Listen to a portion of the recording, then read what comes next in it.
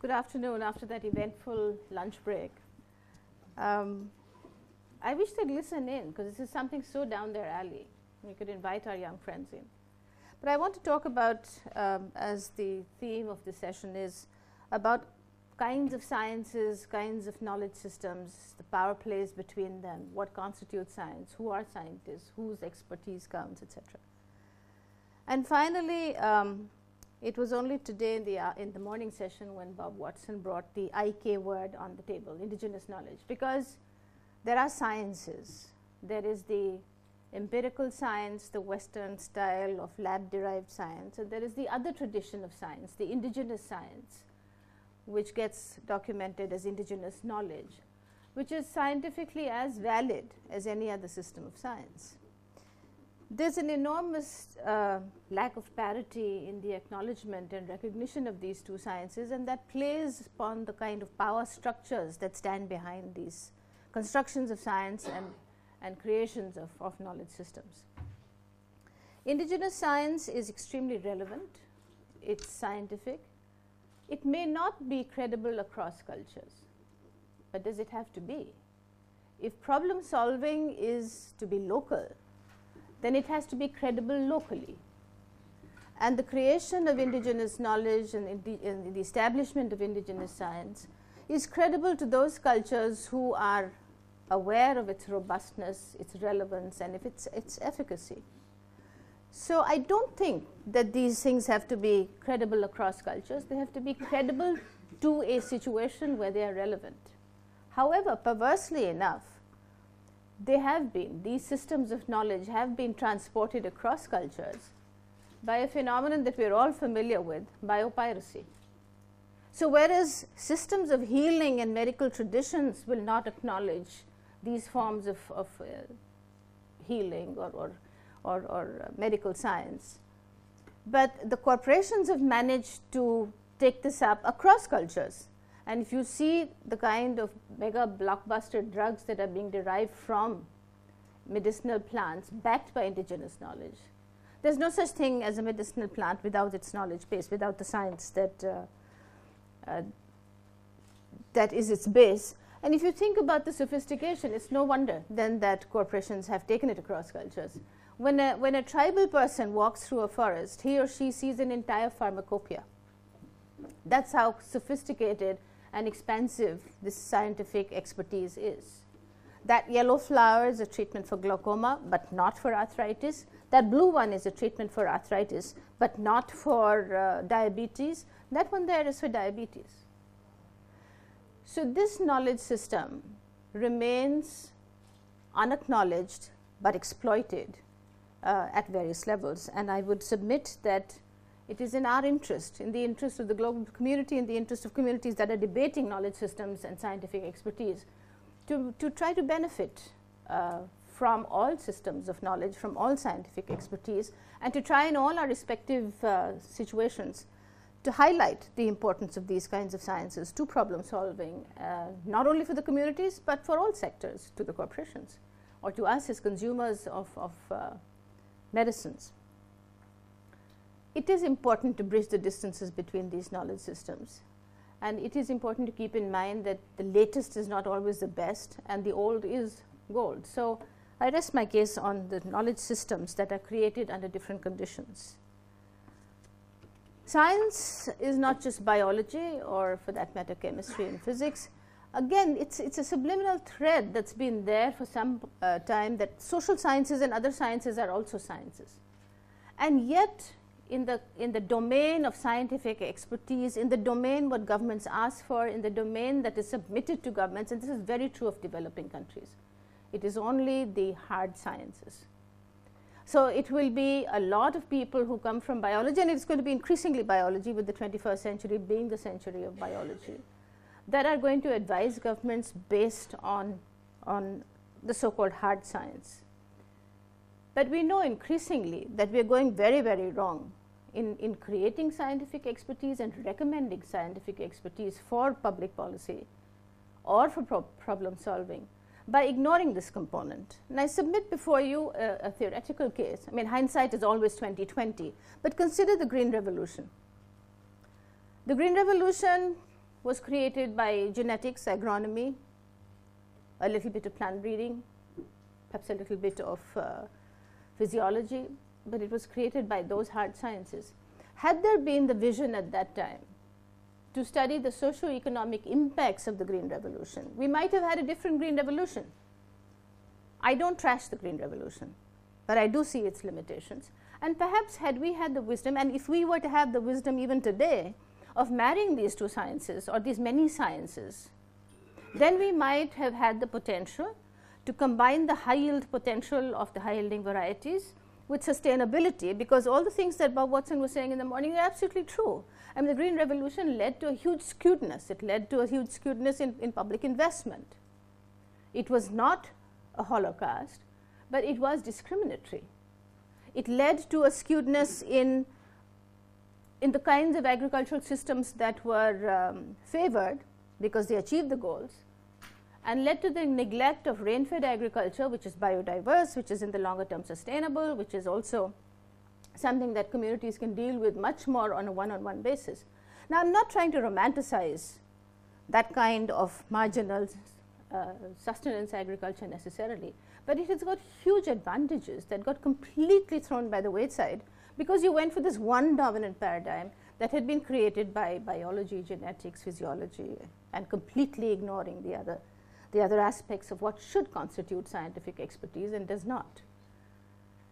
Curiously enough, ag biotechnology seems to have picked up these trends. If you look at the Cartagena Protocol's recommendations on GMOs, you'll find establishment of socioeconomic paradigm as being one of the constituents for deciding on a GMO. It's there on paper. It's being richly sabotaged by vested interests, but it's there on paper. It has entered the discourse. That discourse is not being encouraged. The other thing that has entered the discourse through again through the Cartagena Protocol is the precautionary principle.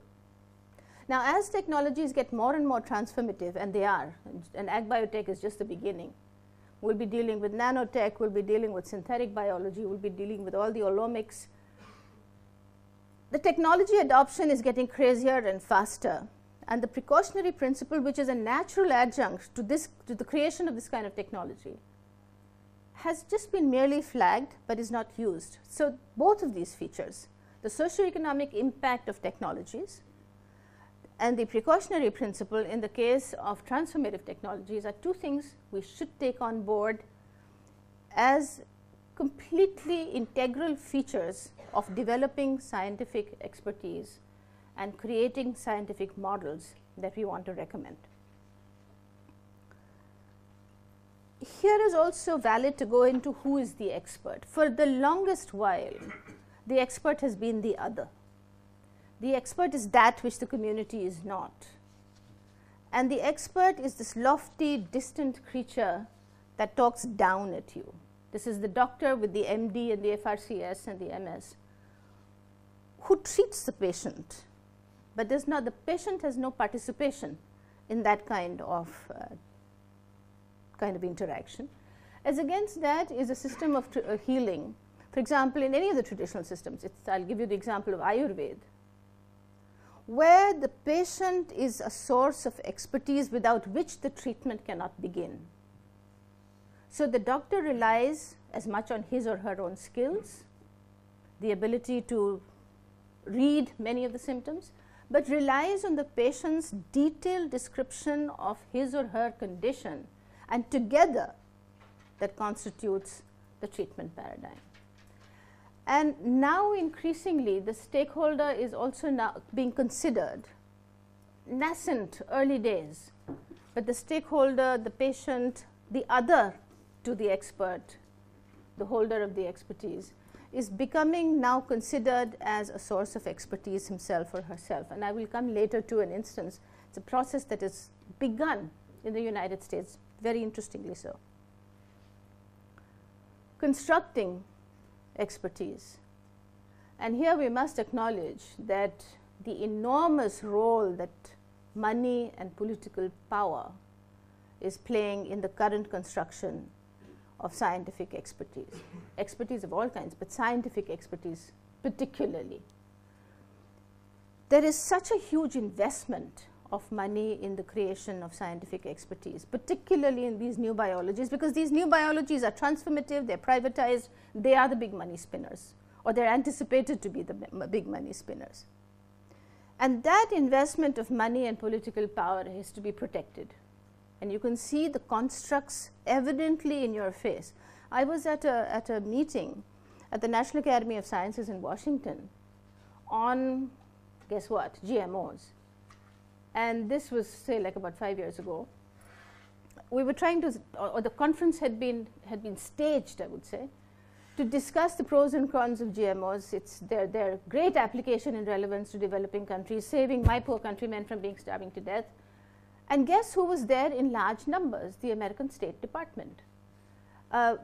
Totally flummoxed, I asked this gentleman, I said, what the hell are you doing here? I mean, this is a conference of scientists. And he says, well, you know, I mean, the disdainful way that the State Department people and immigration people have of looking at little worms. We are responsible for this technology in the United States of America. And so it is. It is the State Department. That is the kind of manifestation of the political power that attends this technology. I mean, GMOs have gone completely out of the window. They're so off the bat that it's amazing. It's a very good example of how you can totally pervert all scientific principles that all of us have learned from high school onwards. But what the role of science is, what is all of this public good thing. But the amount of money that is going into the creation of new technologies is also leading to a concurrent phenomenon, and that is the sequestration of this knowledge. So you have the privatization, the corporatization, leading to insane amounts of money being invested in these technologies. These insane amounts of money have to be protected. So you've gotten into an intellectual property rights regime, and you are implementing this whole IPR thing on science. And I actually recall we organized, when I was at Heidelberg, we organized a symposium with scientists, particularly with geneticists and biologists, but how they felt about seed patents, gene patents, patenting of biological materials. And you could see the face-off between the lawyers and the legal people and the scientists. But what, to my dismay, I also found was a large chunk of the scientific community talking the lawyer's language. So today we find that the science master may be making heavy tracks in the direction of the patent office, not so perhaps in the direction of the tutorial. This is what the privatization and corporatization of science is doing. It will have its implications for the transmission of science to the next generation. When we learned science, we learned on the backs of other scientists. The next generation, I don't know whose backs they'll be learning it on. But there is this whole perversion happening in what is science, what is technology, because of the investment that is going into it, because of the political power that is controlling it. But interestingly enough, this is also leading to this enormous rejection of science and technology that is happening across the younger generations. The younger generation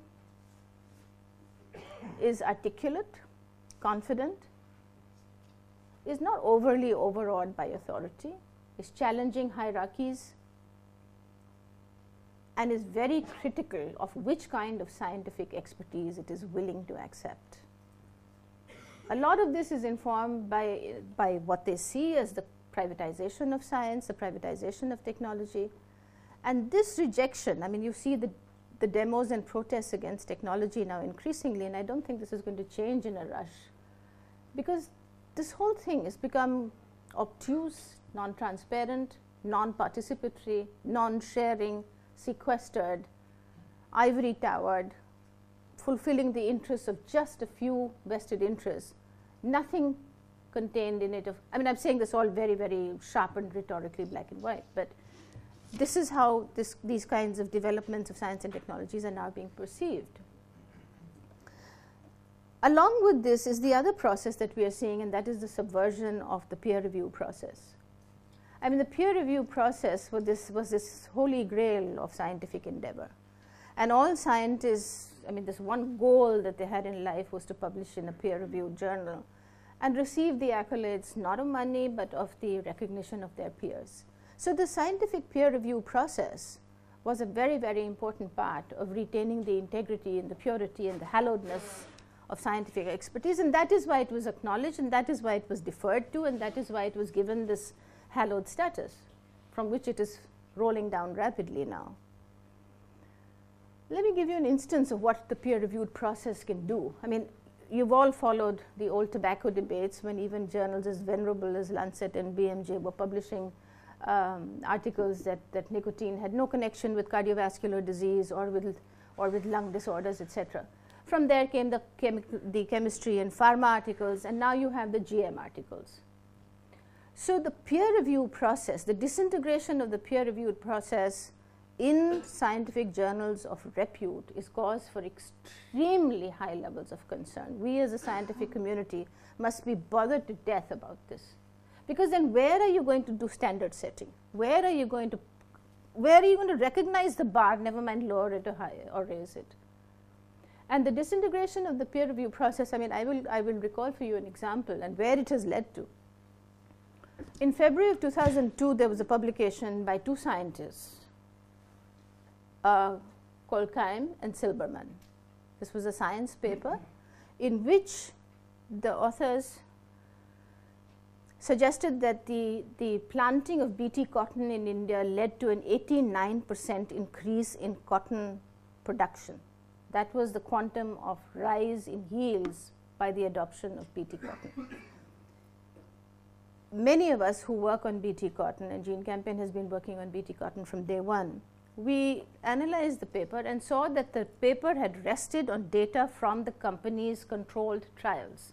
At the same time, there was the first BT cotton crop in the field, and Jean Campion ultimately wrote the first ever analysis of the BT cotton performance, but Keim and Silberman wrote a paper showing 89%, not on the proper fields of BT cotton where it was being cultivated, but on field trials belonging to the company, belonging to Monsanto. There were howls of protest. Many people wrote off that this is false, that this is incorrect, and this came from many quarters. We wrote off, and so did a lot of other scientists. Science did not publish one single letter. That is cause for concern. If you are going to construct scientific expertise and expect it to be respected, you can't have processes like this going through, and you can't have scientific journals of that repute, that standing, sort of playing ball. So along with all of this is not surprisingly the huge distrust of experts, the rejection of scientific expertise, and the desire to say that all technology is bad. So what should we do? What should we do as the scientific community, as people who are interested in science, who believe in science, and who see its great value, or of sciences and see their great value in contributing to the formulation of public policy or solving the problems of communities, etc. I think one thing is to marry the different kinds of sciences. But as an academic community, something that we haven't done, I would like to put before you that we should do, and that is to distance ourselves from bad science. Too often we are reluctant to speak out against scientific colleagues. This is going to cost the whole community very dear. When there is a Keim and Silberman paper, then I think there should be public condemnation of that process. And if the scientific community is able to make the distinction demonstrably and publicly of what it considers good science and bad science, clean science and compromised science, then I think we have a hope of getting science back where it belongs, in the hallowed portals. Thank you. Thank you.